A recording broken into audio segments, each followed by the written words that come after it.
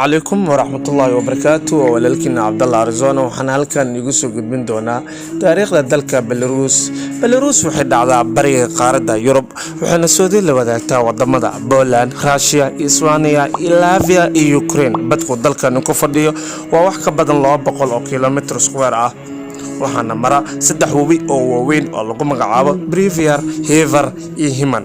caasimada dalkani waxaa lagu magacaabaa Minsk. diinta dalkani waxaa lagu magacaabaa Orthodox, waa diin Christian.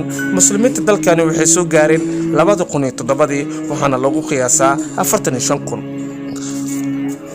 wadankan Belarus galistiisa way fududahay laakiin bixitaankiisa ayaa aad u adag. waa wadan jabhado ka dhisan dagaalo aan saa u burneyn ka socdo.